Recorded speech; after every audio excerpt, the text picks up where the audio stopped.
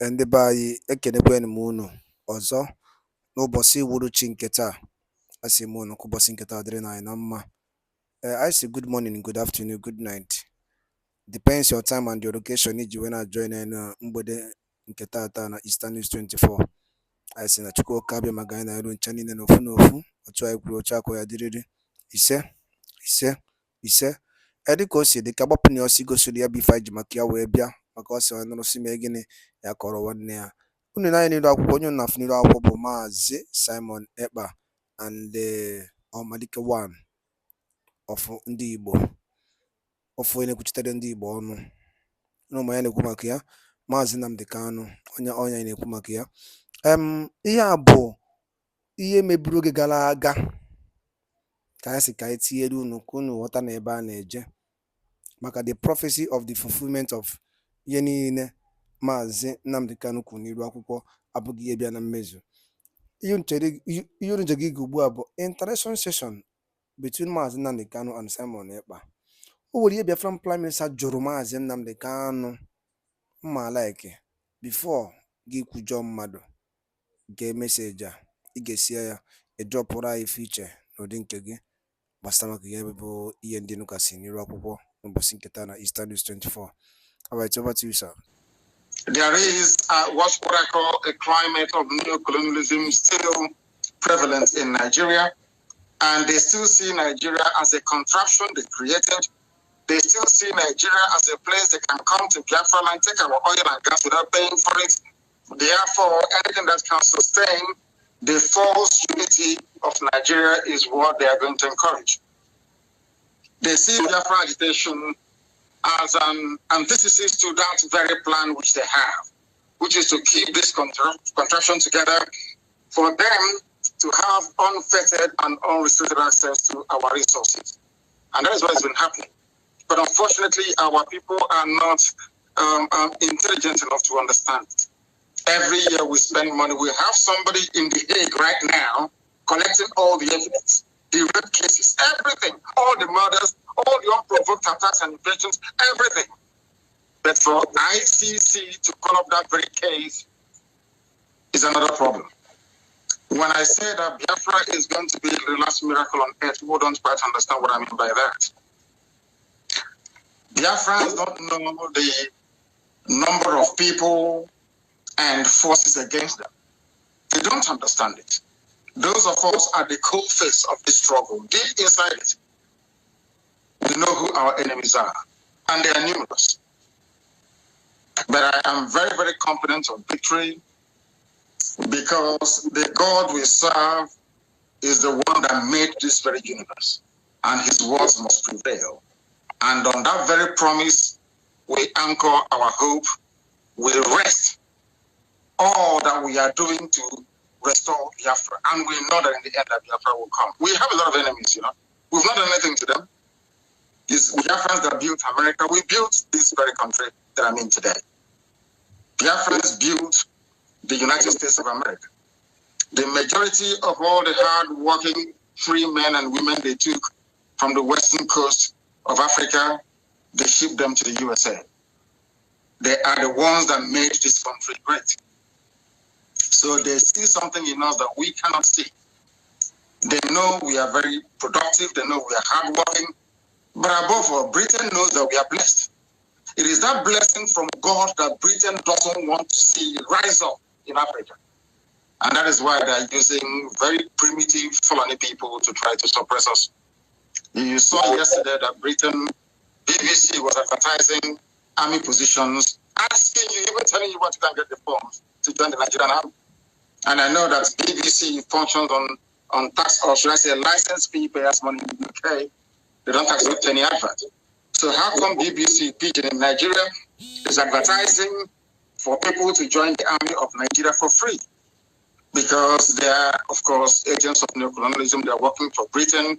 They want Nigerian army ranks to swell up so they can suppress any measure of uprising against the very decaying, crumbling, damnable zoological republic. What our people need to realize is this. What we go through on a daily basis to ensure that our cases are heard all over the world is immense. Everywhere. especially here in the USA. But if the world continues to turn a blind eye and they continue to kill, to rape, to murder, to slaughter people, to take our land, do you expect us to put our hands and do nothing? The answer is no, of course. We must fight because we have our backs now against the wall, and that's what we're doing. Thank you very much. Thank you very much, Nnamdi, one of Biafra. Another thing I want to, this is just an introduction to what we are going to discuss this evening. Another thing I want to ask you is that, there is a man called Peter Smithers. Peter Smithers in 1998, wrote a Nigeria lesson from Sir Smithers. Sir Smithers said the negotiation that the Nigeria as a state was a grave mistake. After 40 years, it is clear that this was a grave mistake which has cost many lives and will probably continue to do so.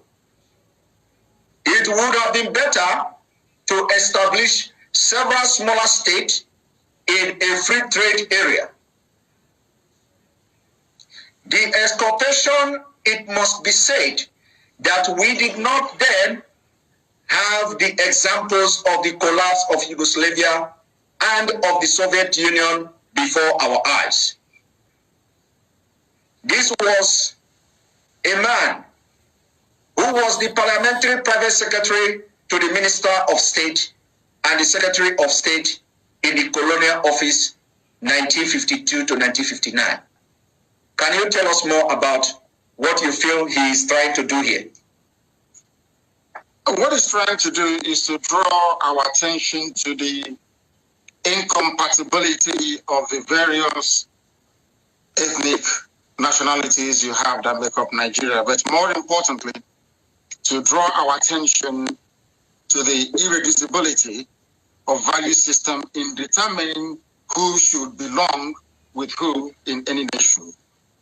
It's quite interesting that he used Yugoslavia as an example.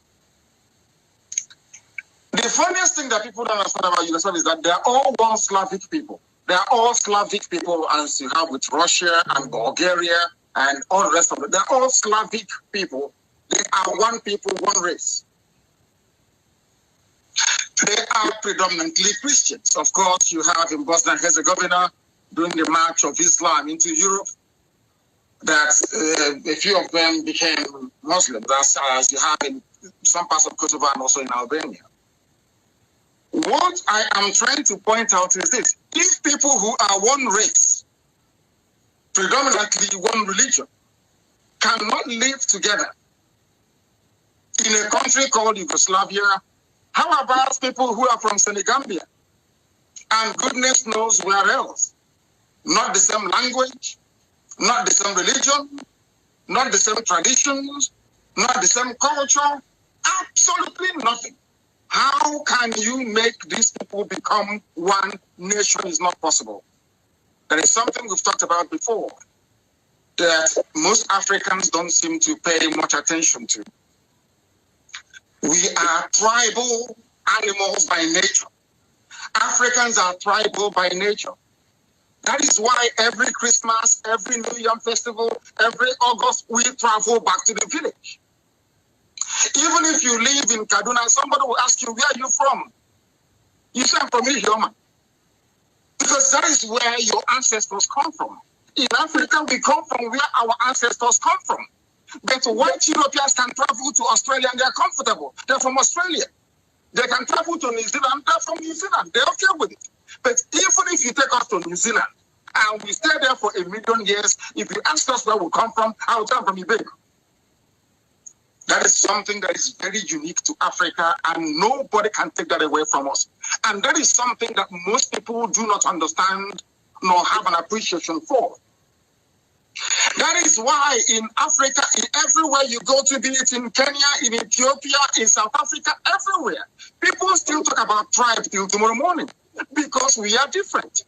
So rather than trying to experiment with us, this sort of very colonial, artificial construct, because mind you, all states in Africa, sub-Saharan Africa, are all racist constructs. Those that developed or created Nigeria, that created Togo, that created Ghana, they had racism in mind, not your interest. And this is what we've been trying to explain to African people. If not, why would we go to Lagos during a revolution, or should I say a mini revolution, a protest? And people of Lagos, Yoruba people are saying, oh, that Igbos came here to destroy their buildings. But you are all one Nigeria, you claim. These are the things that people need to appreciate. We don't want Fulanis in our land for the simple reason that we don't want to dilute. Attention, attention. IPOB, one family. This now. Can you hear me? Sorry about that. It's okay. What I'm trying to point out, Simon, is this. Forget about all the one Africa. I'm a pan-Africanist. But we need to start organically. We need to go back to where we come from and begin to build a consensus from the grassroots. When Biafran want to join Oduduwa in forming a nation, we look at all the pros and cons and then reconcile all these things, and then we move together as one. Look at Britain that gave Nigeria, so that colonized and still owns Nigeria till tomorrow morning. Scotland wants to be on their own. Wales will be on their own very soon. Northern Ireland will live to be on their own. That is human nature. You cannot take it away from us. The only reason why they have Nigeria together the way it is, and why we have been complaining, and why authors and great commentators like the man you alluded to has not gotten any traction in terms of people being able to understand and appreciate what he's saying, is because of the way we reason. I say this all the time.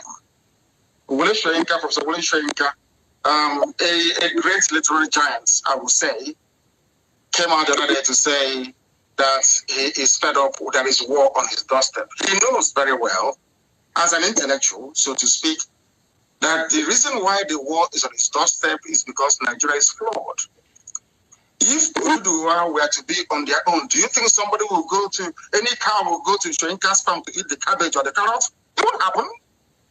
These are things that we need to understand. That first and foremost, we are tribal animals because life as we know it started in Africa. We are attached to the land we come from. That is who we are. Because the white man can be born in England and come to America to settle for life and say he or she is an American, doesn't mean we have to follow them. Thank you.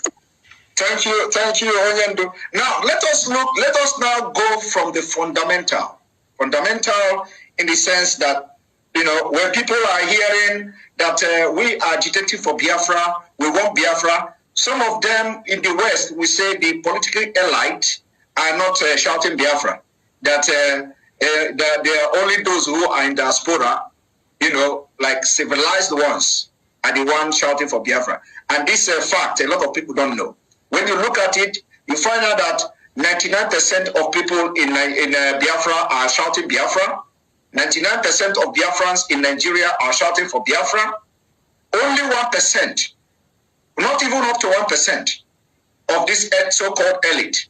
These are the politicians that have been benefited from Nigeria. Now, I want us to look at how will disintegrated Nigeria favor the region before we come into the crisis and the lives that have been lost as a result of trying to keep one Nigeria. Can you tell us, how do you think that a disintegrated Nigeria will favor the Fulani themselves, the Hausa themselves, the Middle Belt, the Oduduwas, the Biafrans, and any other nation that will want to come out of Nigeria? Explain to us. Let us hear. Before I came on this your fantastic program today, I read a very brilliant piece, or should I say a comment by somebody. The person said that Nigeria is the only place he knows where yesterday is better than today. Ask yourself, at which point in Nigeria's history did they record the highest level of human development? It was when they were on their own, when they were semi-autonomous regions. So there is an already made example there for people to reference, should they wish to do so. It was when this unitary mindset came into existence that things started to fall apart. So if when you were on your own, the North was doing very well, or the West was doing very well, Papara had the fastest growing economy in the world at nearly 48% every year. Awolowo did his magic in the West. Now tell me, you have a simple example. When people were, should I say, semi-autonomous, or should I say autonomous, so to speak, they were doing very well. Now you are together in one Nigeria. Everything is falling apart to the extent that people are coming from Mali, from Senegambia, from Niger, from Chad, in your backyard, raping and killing you. It's a no-brainer. It's simple common sense. As I said before, that is who we are. Because once you allow an element of stress, an infusion of competition, you get the best out of the people. Right now, we do not have that. Right now, there is no competition. Right now, this thing about one Nigeria, unity is stifling the creative potentials in us, all of us. Yoruba is not doing well. Biafra is not doing well. Middle Belt is not doing well. The North is not doing well. Nobody is doing well. Then you ask yourself, all these glorious reference to our past, what period was it? The only period was between 1960 to 1965. And then you add regions. Who can argue with that? So the more you separate, the more you look inwards, the more you look at yourself, the more you become self-reliant, the more you know that in those days, all the regions that they had embassies abroad. Do you know that? Do you know Eastern region had their own embassies abroad with their flag? Are you aware of that? Most people don't know this. And that was the time that Nigeria witnessed a semblance of growth in terms of human development. Now you have a very, should I say, disgraceful contraption called one Nigeria. And everybody is struggling. Cows are making your lives a misery. If you don't know that going back to autonomy is the best way forward, then there is something wrong with that person. Onyedi, thank you very much. Just because you know everything we do in Biafra, we stand by the truth. We do everything with evidence and fact. Just to back up what you have just said, I told you about 93 pages of application filed to the ICC. Barely few years of formation of IPOB, because this was in 2016. Barely 2 years. The foundation of Nigeria were shaken by the formation of IPOB and the activity of the IPOB in Nigeria. So on that ground, this application was filed in 2016 January. So I am bringing it to the screen now for people to see. For those who are asking, this is number one. The application has been filed 2016, 2017, 2018, 2019, and this is 2021. And there is nothing to show for it. And that is a place I'm going. I'm going somewhere with this statement I'm making now, which we are going to discuss, later on in this program.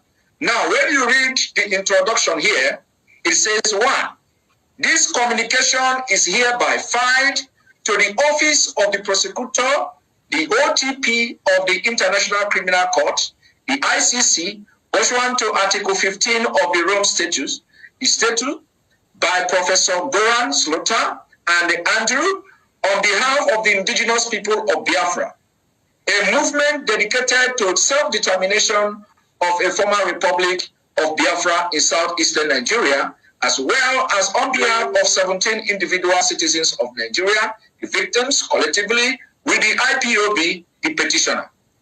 Two, the petitioner submit that, based on the information set out herein, there is reason to believe that crimes against humanity within the jurisdiction of the ICC, in particular, murder, unlawful imprisonment, torture, enforcement, disappearance, other inhuman act, and persecution have been committed in the context of politically and ethnically motivated state violence against primarily IPOB members and the Igbo people of southeastern Nigeria.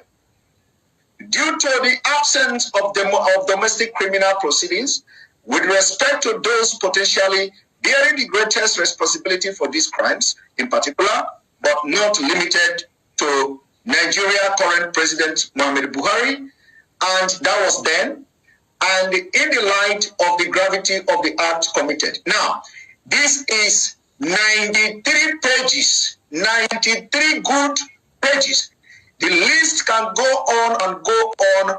Factual evidences, citations, references, up to 93 good pages. And of course, like you said in the beginning, that you do not want to discuss this thing because a lot have been done and the people are not aware of it. So just to let the public understand, what the IPOB have done all this while. When people go on social media to say IPOB under leadership of Mazi Nnamdi Kanu is doing this or they are not doing that, so this is just one evidence of it, that as far back as 2016, you have started taking actions which are necessary, lawful and legal actions against the Nigeria terrorist state.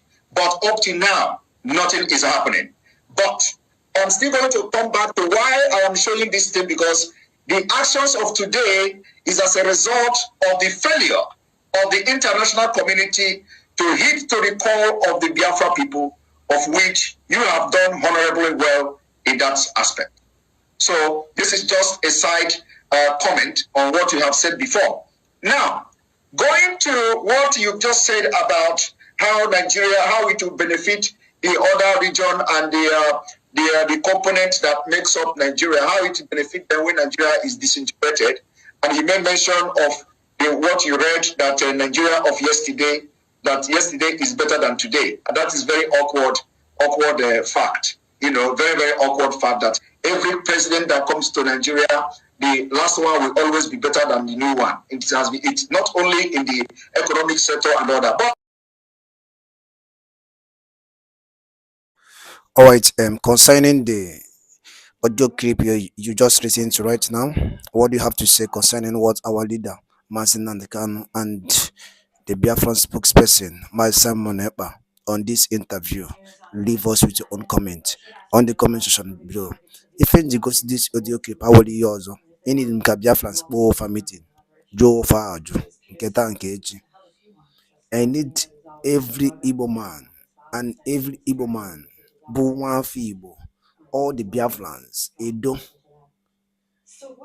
all the Biafrans, no into this struggle, over meeting after this audio. Then leave us with your own comment on the comment section below. Thank you and God bless you. Ise, Ise, Ise.